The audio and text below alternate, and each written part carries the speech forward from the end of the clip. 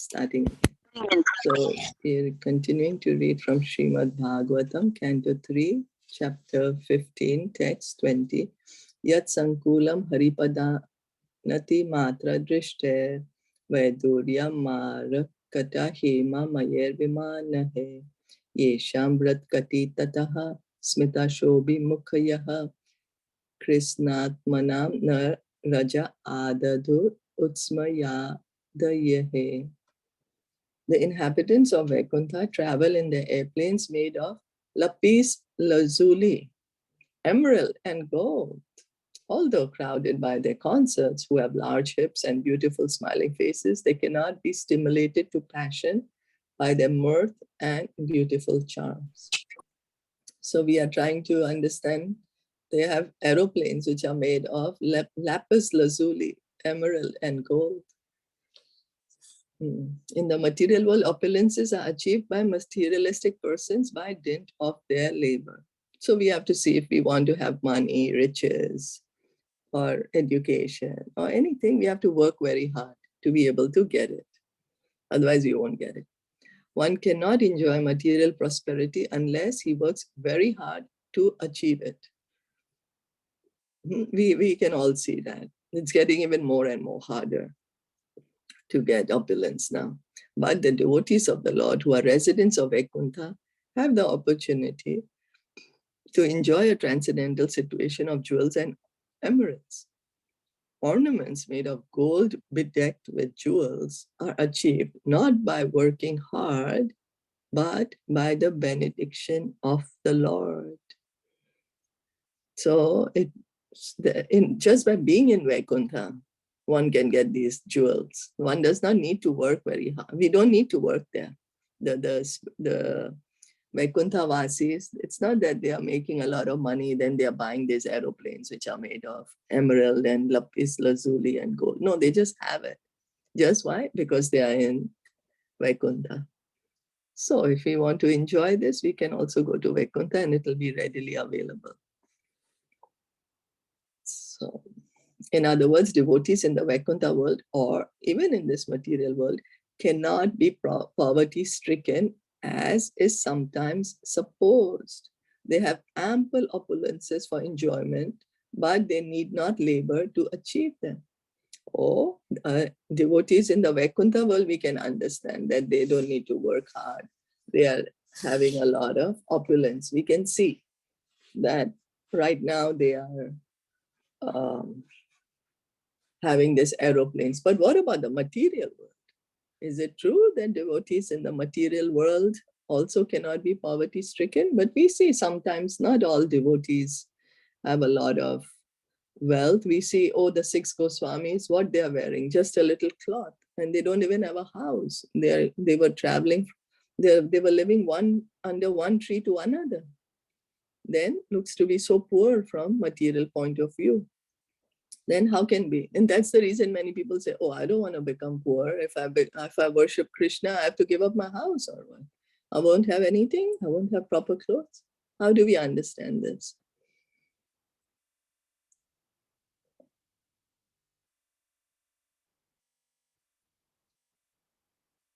Anyone?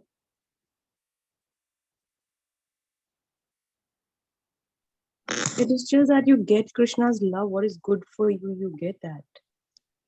Yeah. You know, Krishna's love is the highest jewel, most valuable jewel that we can get. And these 6 Goswamis of Vrindavan, they were very rich, very opulent. Rup Sanatan Goswami was chief minister and treasurer in the kingdom of the Nawab, and the Nawab wouldn't do anything without their consultation. They had a lot of money. And nowadays times, you can't even imagine. Raghunath Bhatta Goswami, he was like a billionaire in those times, but they gave that all up. Why?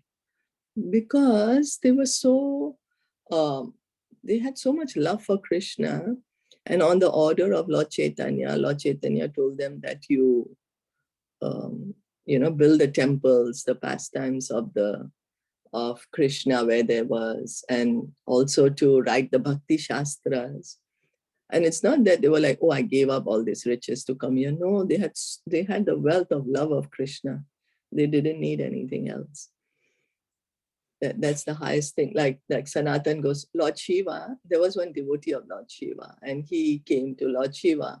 He pleased Lord Shiva, and Lord Shiva told him, okay, what you want? Then he said, I want the most valuable thing. So he said, okay. Lord Shiva told him, Sanatan Goswami is there nearby. You go ask him. So then he went to Sanatan Goswami. This is just a few hundred years ago. 3, 4, maximum 500. Lord Caitanya was 500 years. That time Sanatan Goswami was there. So he went to Sanatan Goswami, told him, give me the most valuable thing. Sanatan Goswami said, well, you see somewhere there is one Chintamani stone. You want, you can take that and go. So Chintamani stone means he has it. He can touch that stone to anything, and that thing is going to become gold.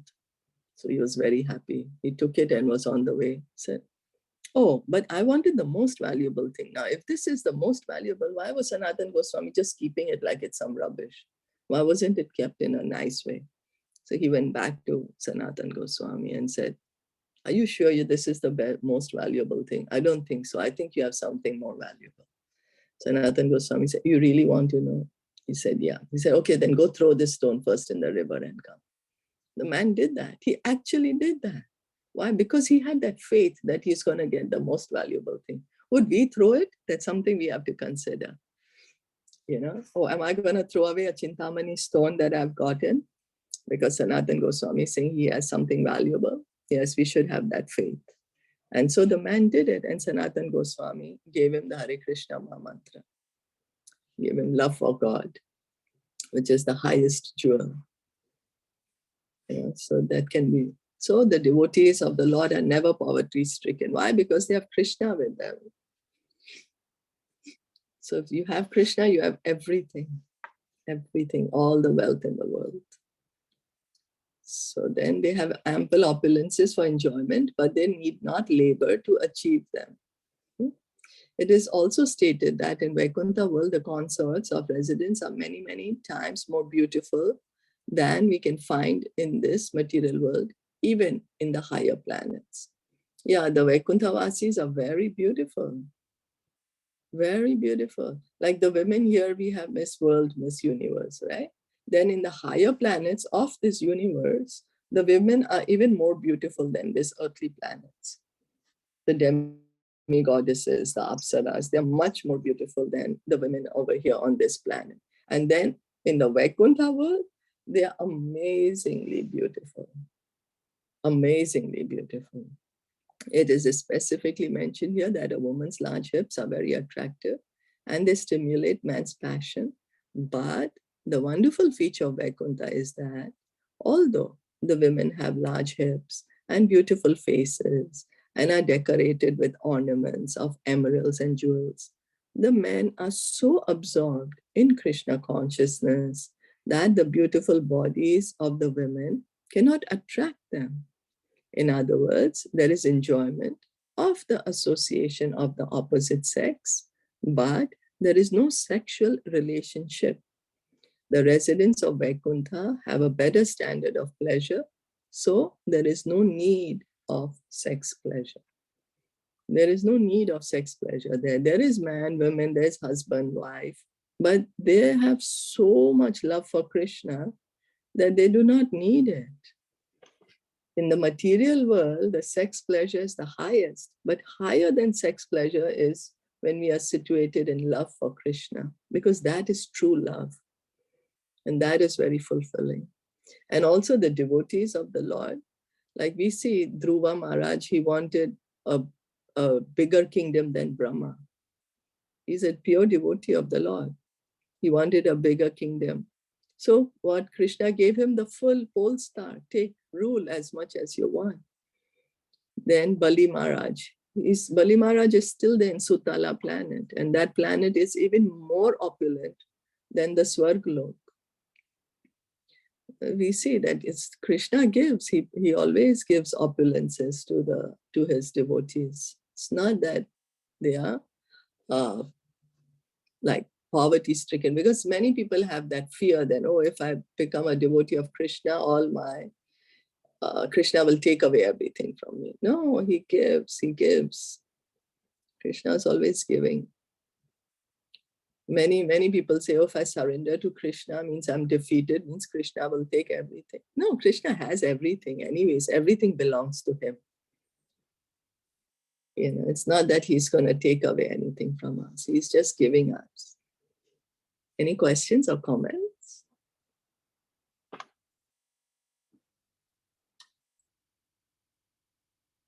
If no, then we can. All clear.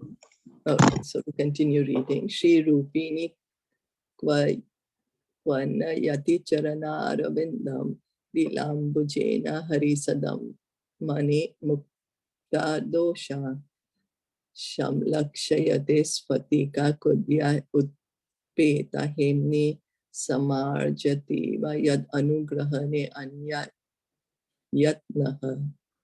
The ladies in the Vaikuntha planets are as beautiful as the goddesses of fortune herself. Such transcendently beautiful ladies, their hands playing with lotuses and their leg bangles tinkling, are sometimes seen sweeping the marble walls, which are bedecked at intervals with golden borders in order to receive the grace of the Supreme Personality of Godhead.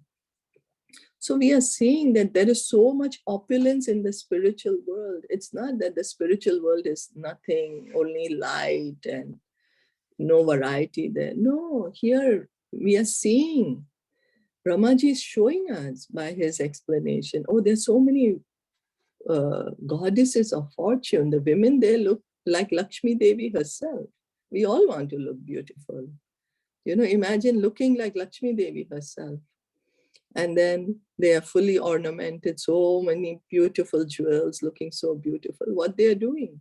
They're sometimes sweeping the marble walls. The walls are made of marble of the palaces.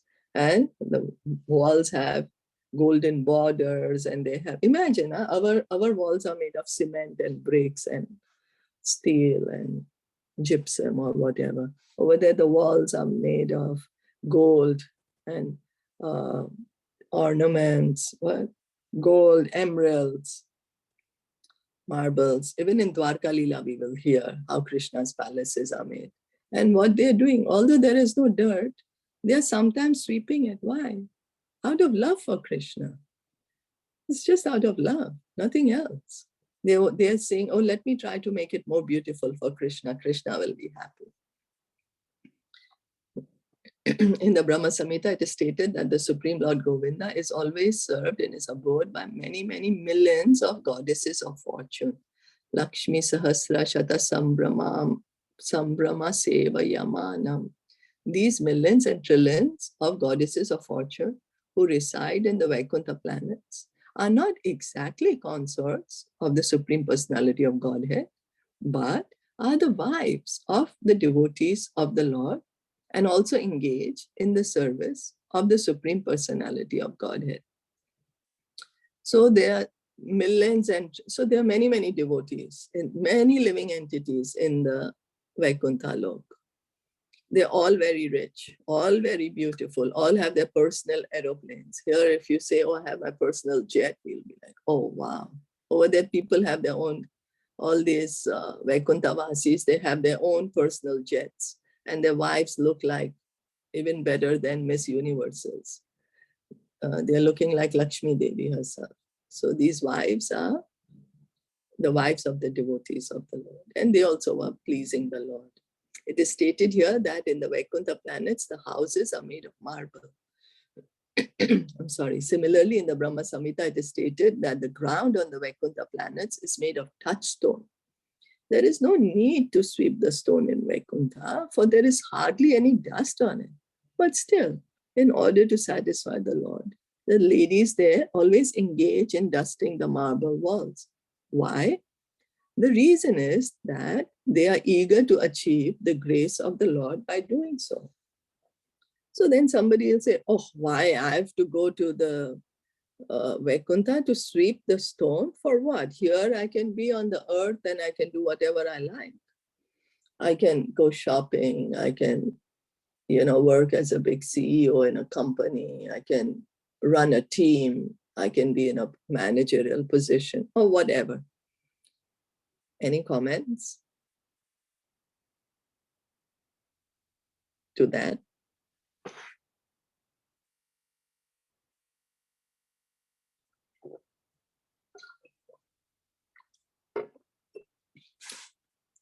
Like, why would somebody want to give up their nice, important position here in this material world to go to the spiritual world? So much opulence we have. Spiritual world, you can have your own private plane and look like a Miss Universe, but yet what you're doing, you're just sweeping. So what's the use? What do you think? Anyone has any thoughts on that? We'll get the Krishna love there, the greatest thing. Because here everything is temporary. Everything is temporary. Yes, so right. Yes, right now in this life, I may be in a very good position. I'm like the CEO of a company, running a company, have thousands of people under me. But what happens in the next life?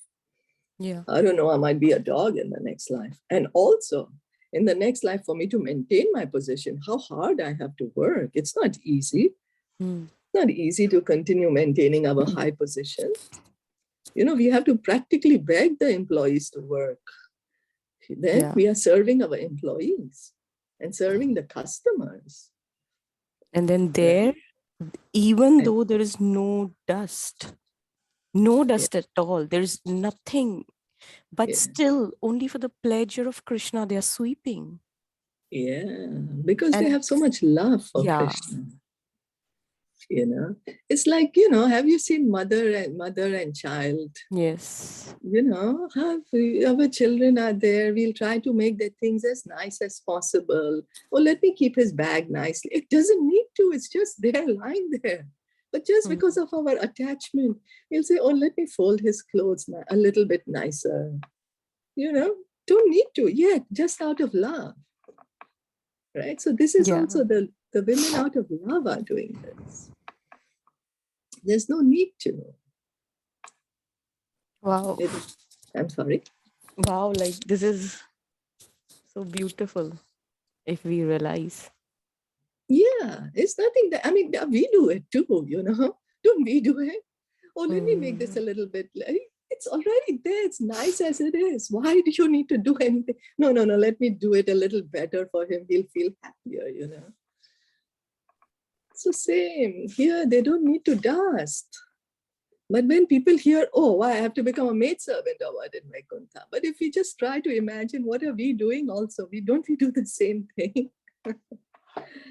Or, you know, or our mothers did it for us. They are doing it for us too still. Although no matter how old we are, you know. So it's just a loving relationship. Is that love, and each of us has that love. We just need to revive that love.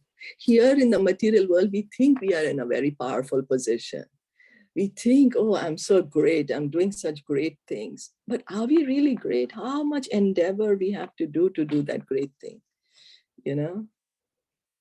So, and as you rightly pointed out, it's temporary. It's just limited to this life. In the next life, we don't know what species of life we will be in. Could be any species, could be an animal or a fish or a, you know, a snake even, I don't know.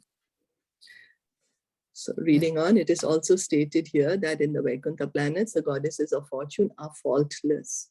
Generally, the goddess of fortune does not remain steadily in one place. Her name is Chanchala, which means one who is not steady.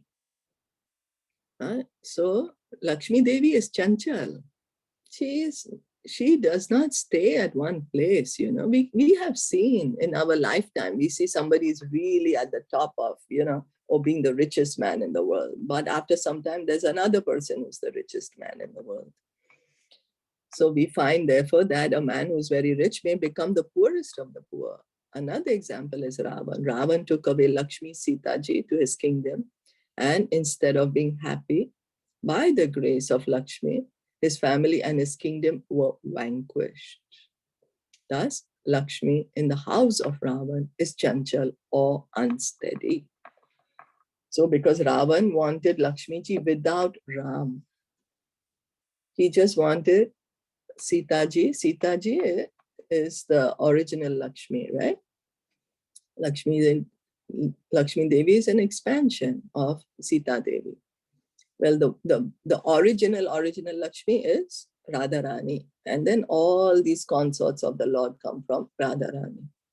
So Ravan wants Lakshmi without Lord Rama, without Narayan. What happened? He lost everything. He died. His Lanka got burnt. Everything got lost. Just because he just wanted for his lust. So men of Ravan's class want Lakshmi only without her husband, Narayana. Therefore, they become unsteady due to Lakshmi ji.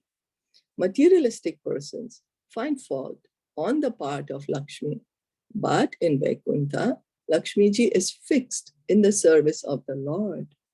We see, I don't know if you'll have seen the photo, Lakshmi ji and Narayan. Narayan is lying down on Sankarshan, his bed of snake. The hoods of the snake are protecting him. And then what is Lakshmi ji doing? She's pressing the feet of Narayan, Pada Sevanam. She's always at the lotus feet of Lord Vishnu, always wanting to serve his lotus feet. That's what she's doing. She is the owner of all opulences. All opulences are coming from her. Yet she's doing this. Why? Because of her love for Krishna. So, in spite of her being the goddess of fortune, she cannot be happy without the grace of the Lord. Even the goddess of fortune needs the Lord's grace in order to be happy. Yet in the material world, even Brahma, the highest created being, seeks the favor of Lakshmi for happiness. So Lakshmi ji, she wants the grace of Lord Krishna. Lakshmi ji also wants Krishna, kindly be pleased with my service so that I can be happy. And here we are all running after that Lakshmi ji. But we are not seeing what does she do? What is the example she's setting? We don't see that, you know. We don't see that she's always engaged in Krishna's service and Lord Vishnu's service. You know, Lakshmi ji, she approached Krishna and she said, I want to enter the Ras Leela. I want to, because I've heard that the gopis there, that's the highest, you know, and it's such a sweet, loving relationship, a loving exchange you are having with them. I want to have this loving exchange. I want to join the Ras Leela. Krishna said, leave it. It's not for you. You're used to living in palaces. You're used to this jewelry, like this kind of opulence. So many servants around you. You're used to this opulence. You're used to the opulence of Vaikuntha. You will not be able to live in Vrindavan. Lakshmi ji said, no, I want to. Then Krishna told her, you'll have to do austerities. You'll have to do so much austerities. She's still doing austerities, you know. Some say that she gave up. She said, no, it's not my cup of it, not my thing. I'm going to go back. And then, but some say she's still doing austerities. I'm not sure which is correct. But anyway, the idea is to show that Golok Vrindavan, the loving exchange with Krishna is even higher. The gopis, the love that they're experiencing and exchanging with Krishna is even higher. The opulence of Golok Vrindavan is even higher than the opulence in Vaikuntha planets. Because Golok Vrindavan is the highest. It's the highest of the Vaikuntha planets. So although the setting is a very natural setting of forests, of cows, birds, and peacocks, the setting is all of a forest, but it's amazing. The jewels that the gopis wear cannot be found anywhere, or the beauties of the gopis not to be found, or the love that they have for Krishna, unparalleled. And then Krishna's reciprocation of that love, unparalleled. Is that okay? Yes, very beautiful. Yes, so we should try to get attracted to these descriptions of the spiritual world. So somehow we will also get a desire. Looks so nice. I wish I could go there, you know. Here we are in the material world of iron, stone, you know, stone and iron. And then we think, oh, it's so great. But somehow or the other, we should try to get a desire to go to the spiritual world. And Krishna will take us there.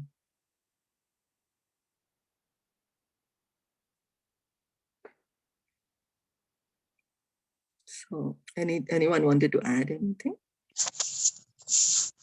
Yeah, they say, like Narayan and Lakshmi, they're always together. So if you only worship Lakshmi and you don't have Narayan in your house, like, how the deity, Lakshmi will not be there. So if you worship Narayan, means Krishna or Vishnu, automatically Lakshmi will come in your house. Yes, thank you. Yes. Yes. Yes.